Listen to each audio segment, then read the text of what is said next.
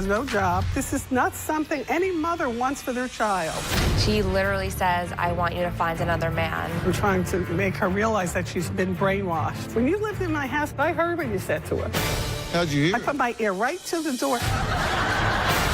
Let's do it. Have a good show, everybody. Here we go. This is a safe place to talk about hard things. Stand by. We'll count you down. Today's going to be a changing day in your life. 5, 4. I am not giving up on you.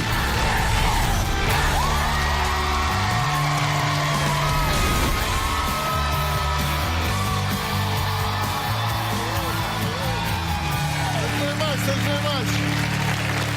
Well, think about this. Spending time together, buying flowers, going to dinner and movies, daily visits, and talks with multiple calls and texts. These are things you might do with a spouse. But Stephanie says these are demands her mom, Cheryl, has been putting on her for years.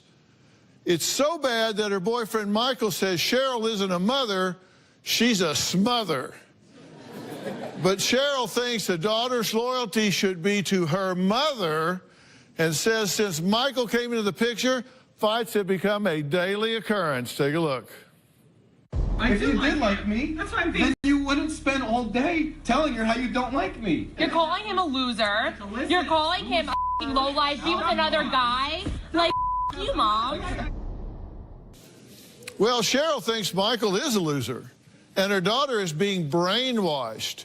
But Stephanie says if her mother's obsessive, inappropriate behavior and lack of boundaries don't change, their relationship is over.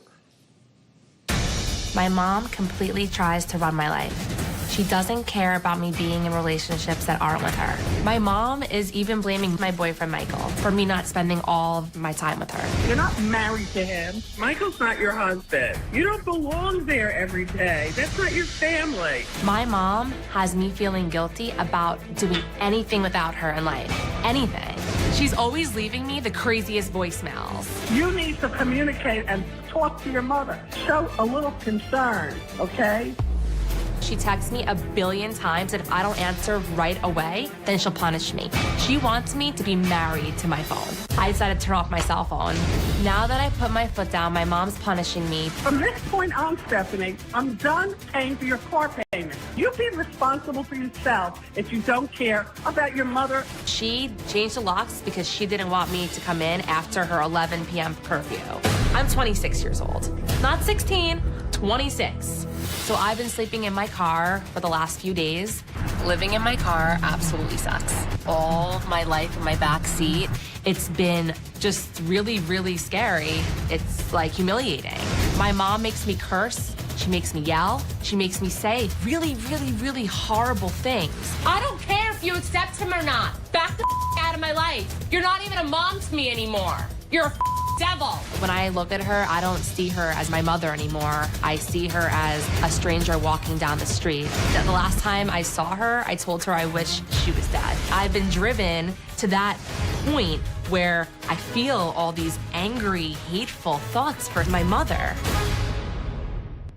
Well, Cheryl has a very different take and says the root of their dysfunction is clear. It's this old boy, Michael. My daughter Stephanie is very disrespectful towards me, and she's completely shutting me out of her life ever since she's been dating Michael.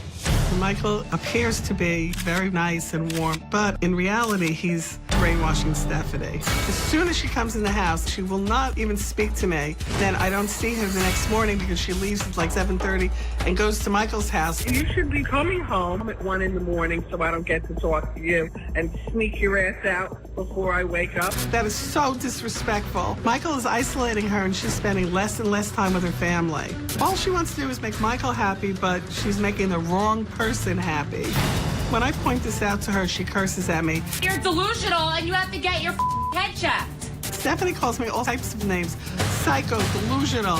If I say something that she doesn't want to hear, she's gone. So you can get over it or back the off. Stephanie bullies me. She said that she's not talking to me until I go to a psychologist. She thinks something's wrong with me. I had a great relationship with Stephanie until she started going out with Michael.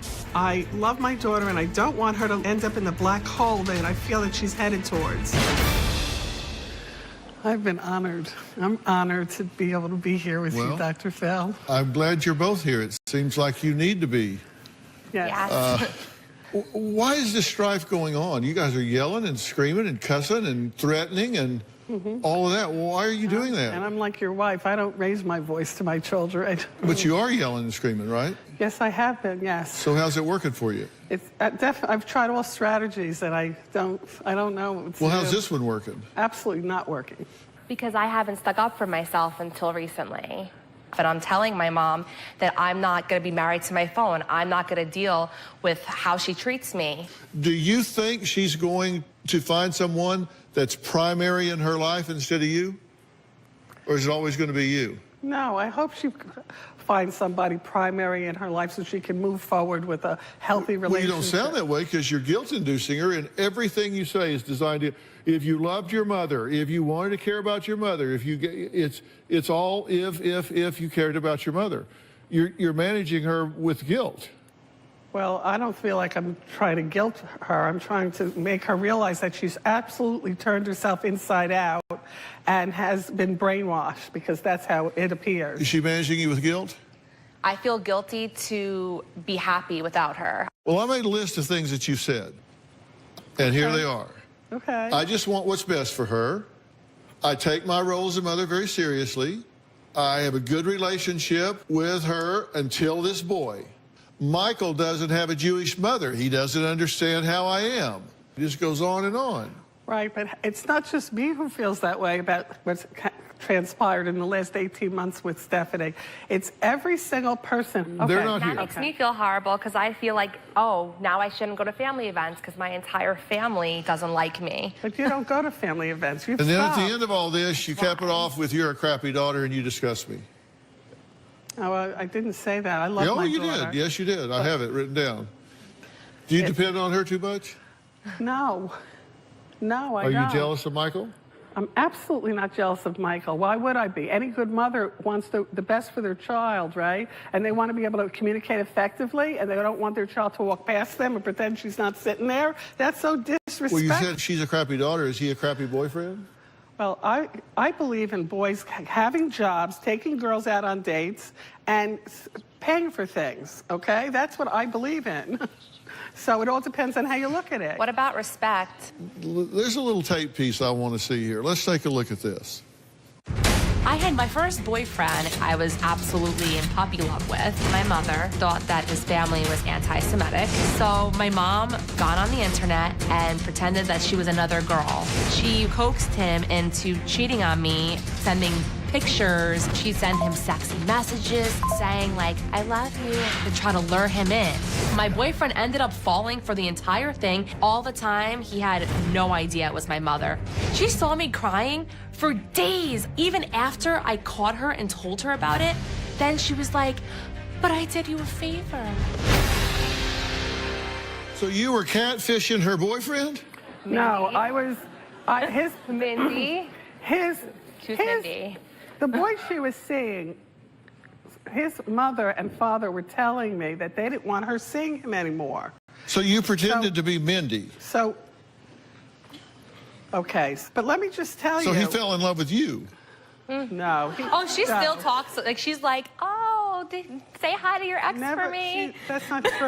Like, all of Look, no one, that she didn't tell you, right? And she didn't also tell you that, besides for that, there's many, many things. She was in high school, she jumped out of cars, she went on I trains.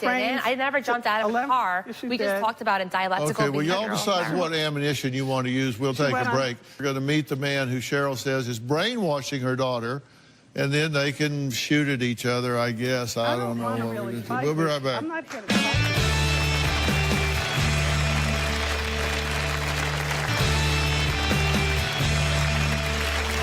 Stephanie says her mother was always overbearing, obsessive, and inappropriate, but now Cheryl blames her behavior on Stephanie's boyfriend, Michael.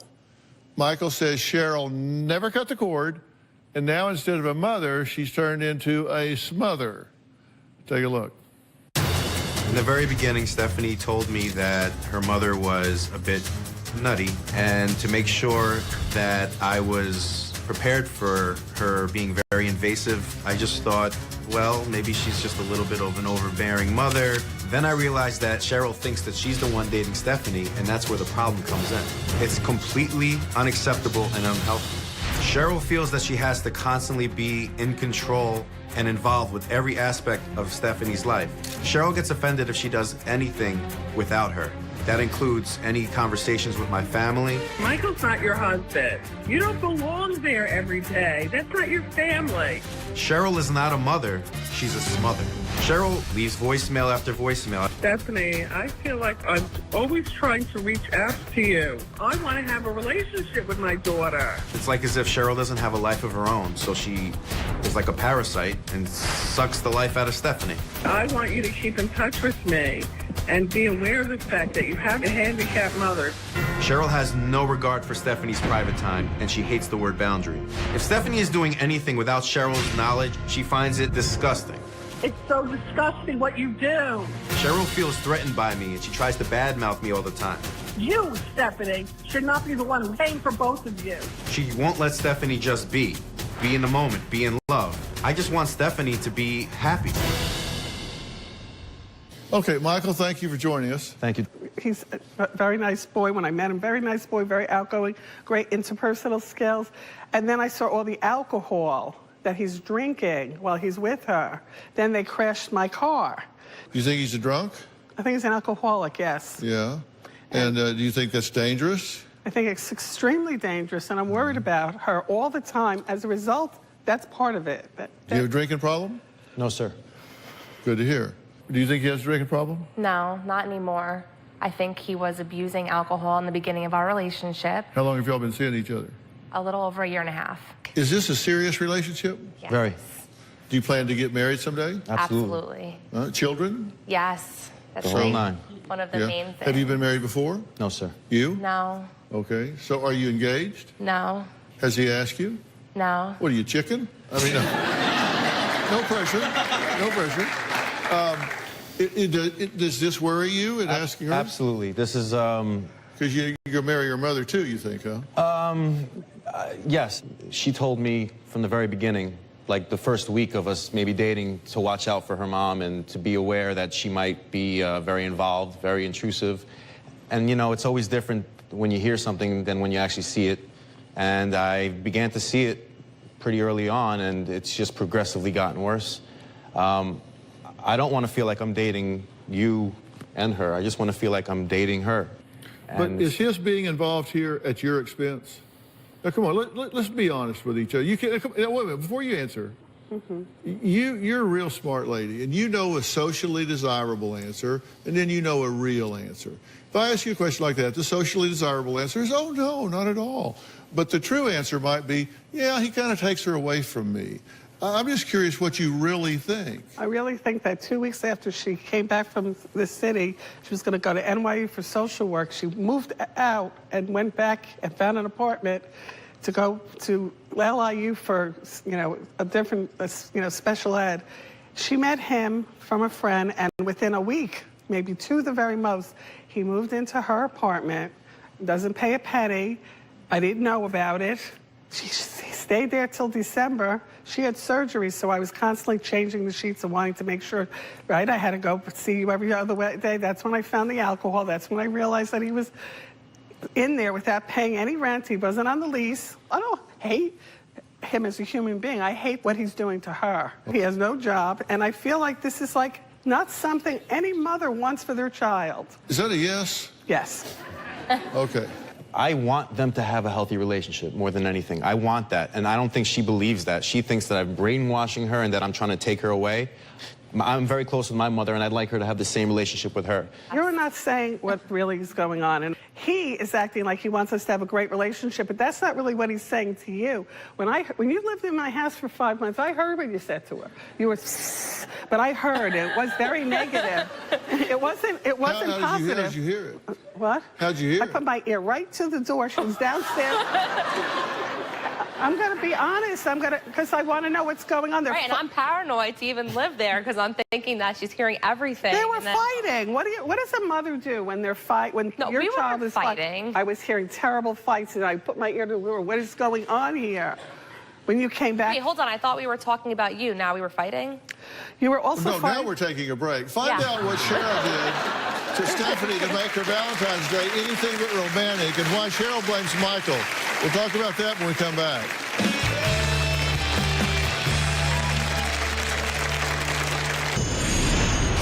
On Valentine's Day, we had an explosive fight, the three of us.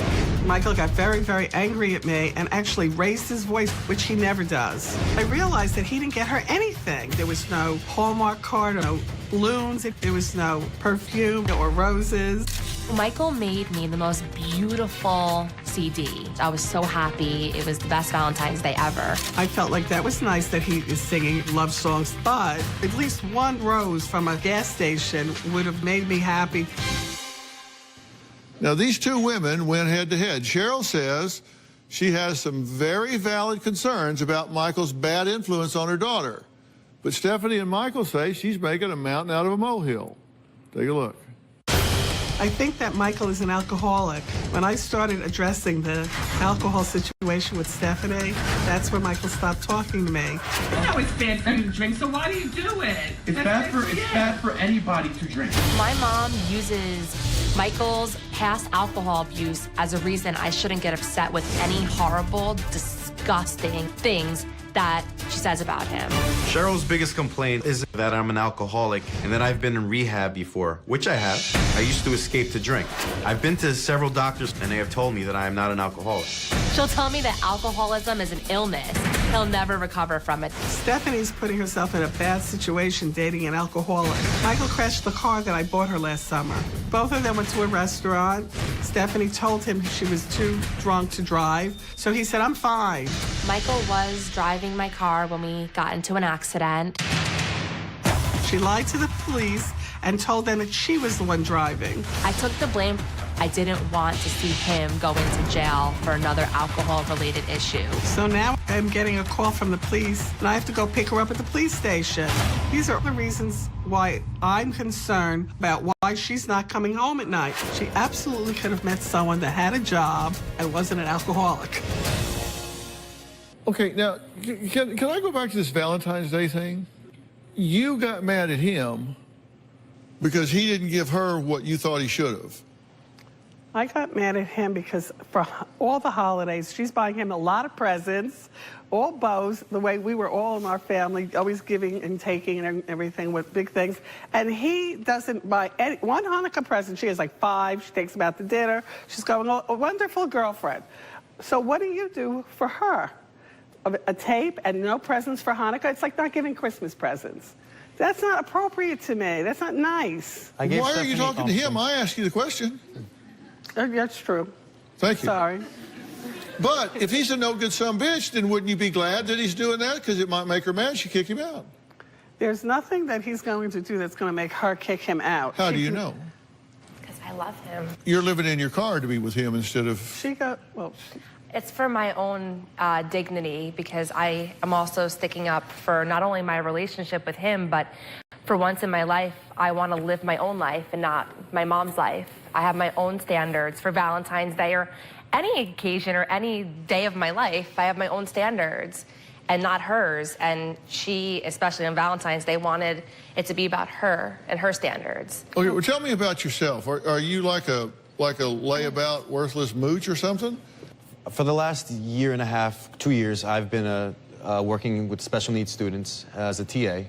Not the greatest paying job, but it's taught me a lot about myself, and I myself am in school right now as well. So she'd like me to work 40 hours a week or full-time or be settled, but the truth is I'm a college student.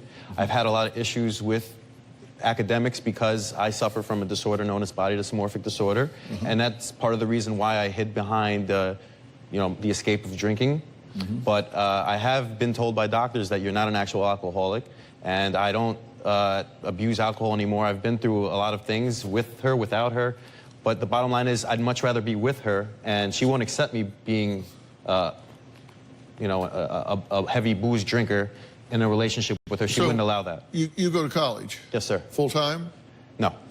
Part-time? Yes. How many hours? 10 hours a week of school. Okay. Yeah. All right, and then you work? And then I work on a part-time as well. and the rest of the time you're brainwashing her. Can't you tell?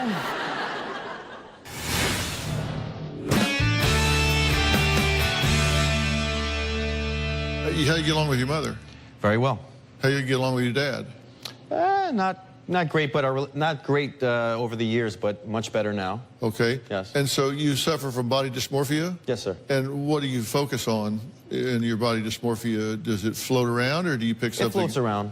It floats around. What's... Started with acne, but then that went away, and, you know, just all sorts of things. It floats around, but it's not something... I went through CBT, cognitive behavioral therapy. I'm on medication. And when you two have disagreements, how do you express that? Do you yell and scream? No. What was she hearing when she had her ear to your door? Well, if that happened, in the beginning of our relationship, maybe we would have an argument, but there was very seldom because we have very Do you very yell and compatible. scream? Because I hear you telling your mother to go perform sex acts on herself. She definitely brings out the worst in me. I am predisposed to have a temper problem because, you know, I believe it's genetic in a way, and my father is like that. Not me, my ex-husband. Not me.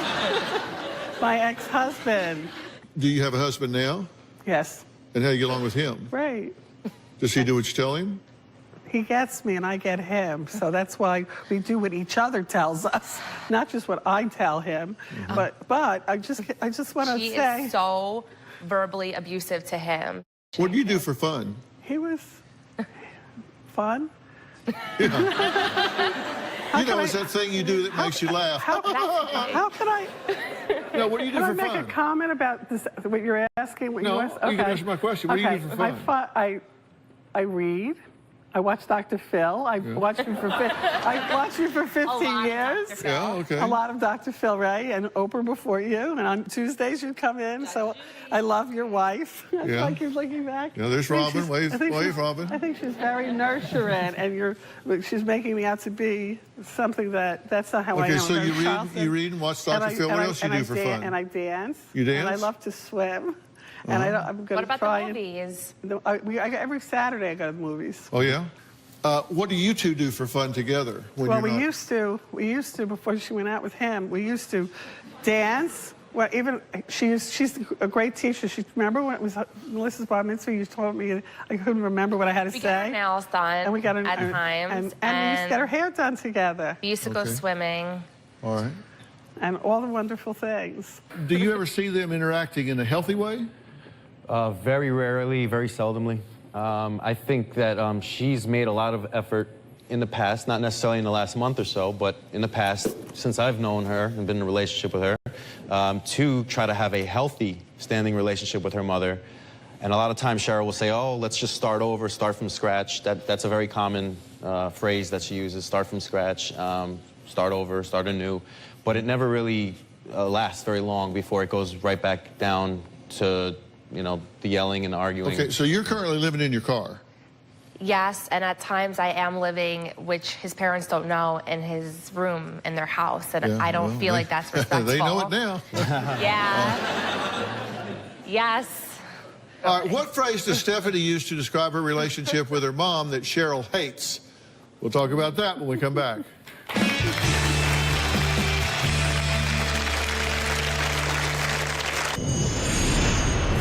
I'm somebody that researches everything. I typed in mom, overbearing, daughter in relationships. I ended up finding something called emotional incest. I thought it was really disgusting. Emotional incest doesn't apply to me. It's when your parent tries to make you their husband or wife. And it's not in a sexual way, it's emotional way. You should feel guilty if you sway and are devoted to anyone else. Cheryl wrote it off completely as being ludicrous and said that the author himself must have had some issues with his mother. The person that wrote the book is absolutely wrong. Well, that was Stephanie saying that her mother Cheryl's lack of boundaries is emotional incest. Cheryl says Stephanie could not be more wrong, and they had a great relationship until she met Michael, who she says is preying on her daughter. Take a look. Michael and I have talked about marriage. I think that Michael is using Stephanie, and he's also telling himself how much in love he is with her, but he can't move forward into the future with her. I believe that when we do get married, Cheryl's gonna turn into a monster-in-law.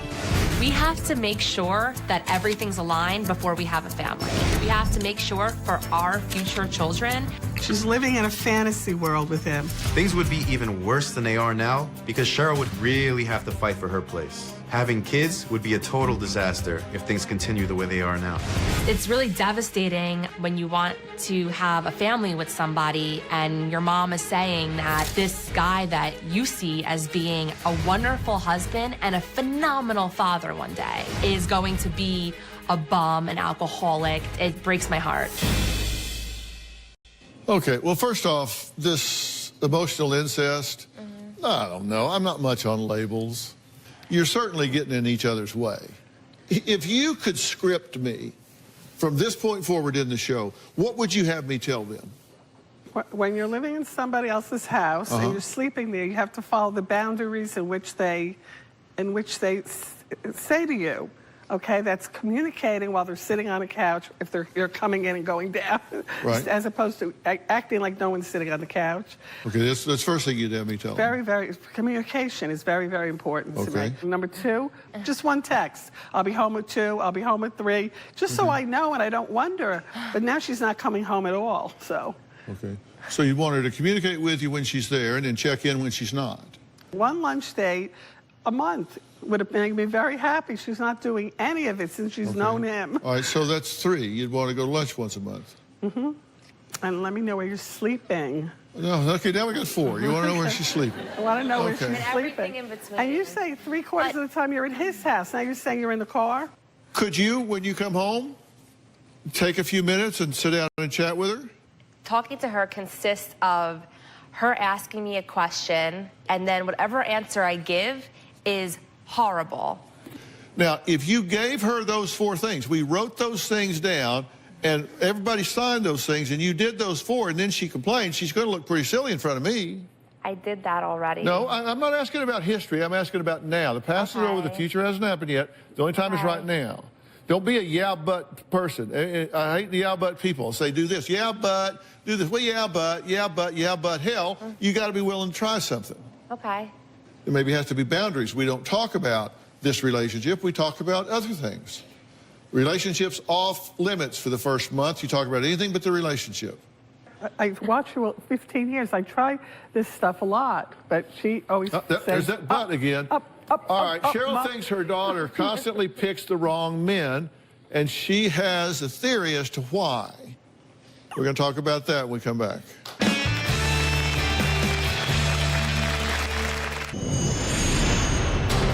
My self-esteem my whole life has been horrible. She was over 315 pounds in high school. That's where the low self-esteem comes from. I didn't feel I deserved a happy or healthy relationship. Because of that, she finds boys with broken wings, and she wants to fix them. This year is actually awesome for me. I lost over 150 pounds. I keep telling my mom that I have this phenomenal guy that I'm dating and to just be happy for me. Stephanie admits she struggled with self-esteem throughout her life, but she says now she is learning how to be happy with help from Michael. Her mother feels threatened and is hell-bent on breaking them up. Now, do you think she really wants to break you guys up? Yes. She literally says, I want you to find another man from the beginning and still over a year and a half later. That's very what I direct. say. That's not true. All right, Stephanie says she tried to go to therapy with Cheryl. Too many excuses why the therapist couldn't relate. She's not Jewish, not a mom, doesn't have a daughter. Take a look. Stephanie has tried numerous times to work things out with her mother in order to have a healthy relationship. But it takes 2 people to make that happen. My mom has the most ridiculous criteria to make sure that the therapist is credible enough. They have to have a PhD. They have to be a female. They have to be a mother. They have to have a daughter. They have to be Jewish.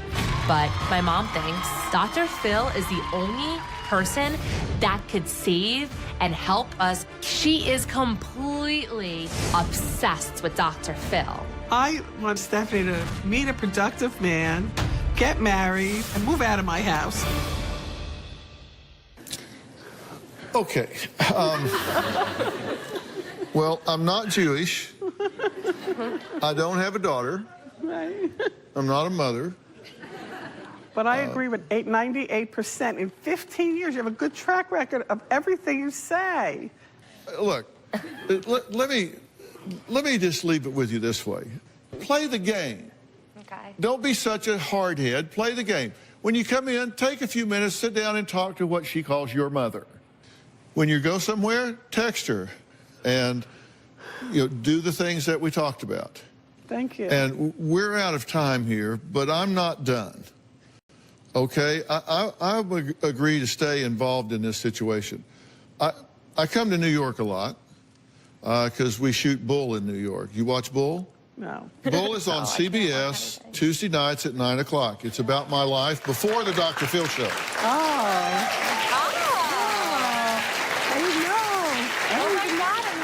Phil. Do y'all watch Bull? Okay, there you go.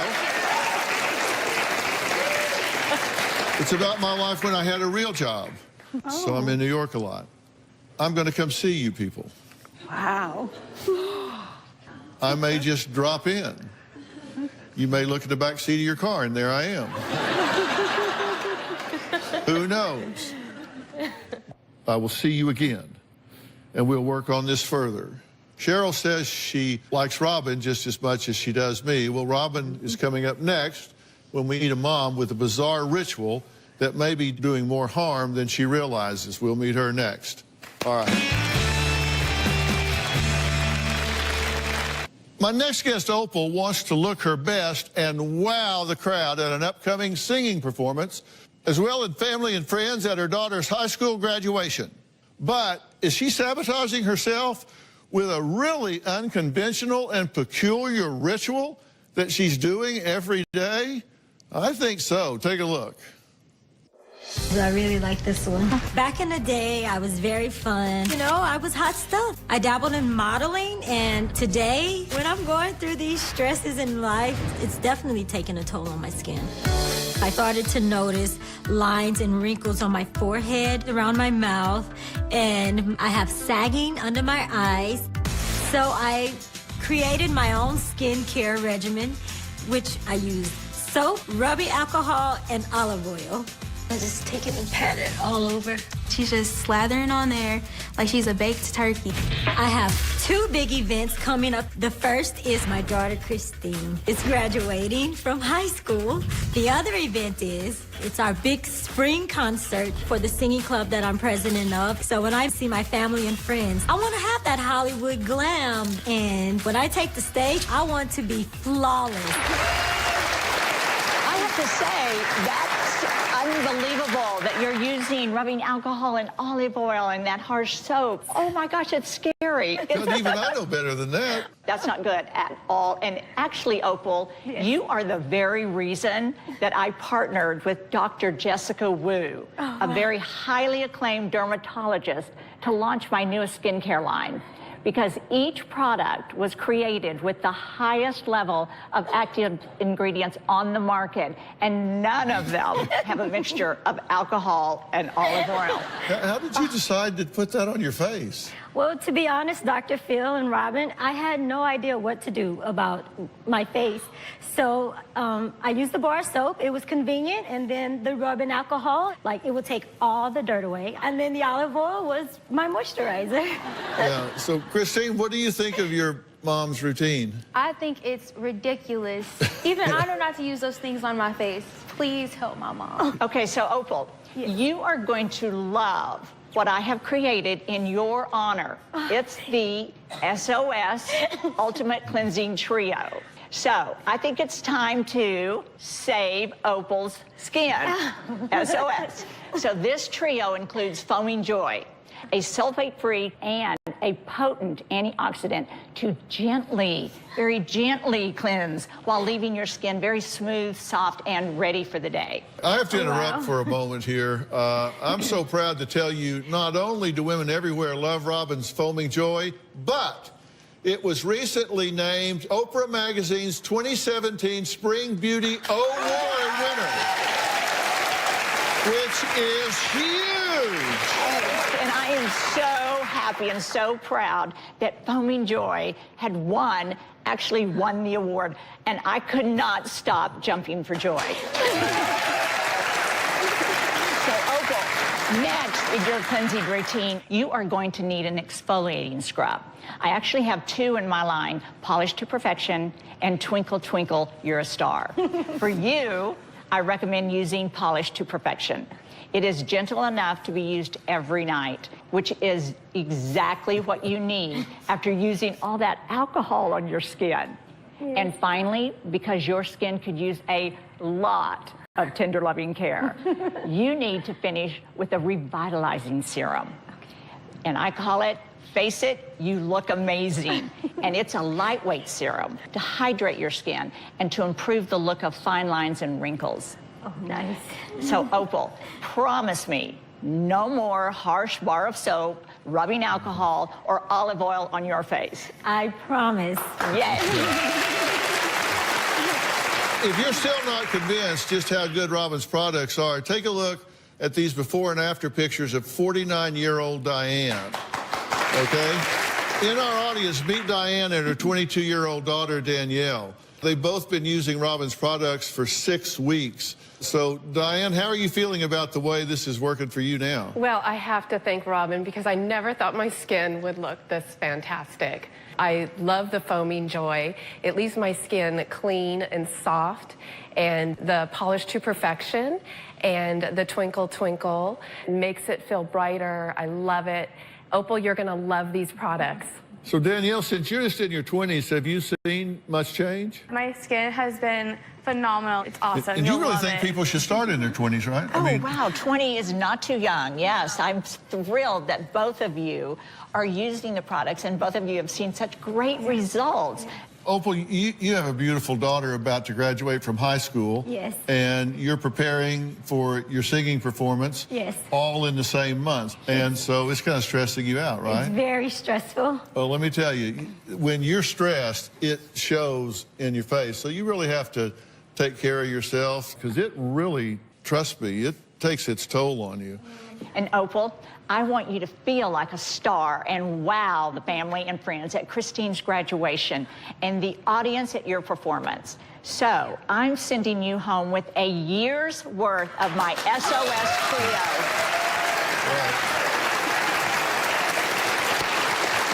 And audience, you all can have healthy, glowing skin because Robin is giving everyone here her ultimate cleansing trio. You can find Robin's SOS Trio and all of her products only at RobinMcGrawRevelation.com. RobinMcGrawRevelation.com. That's where you can find it. So that's it. I want to thank all of our guests today. We will see you next time.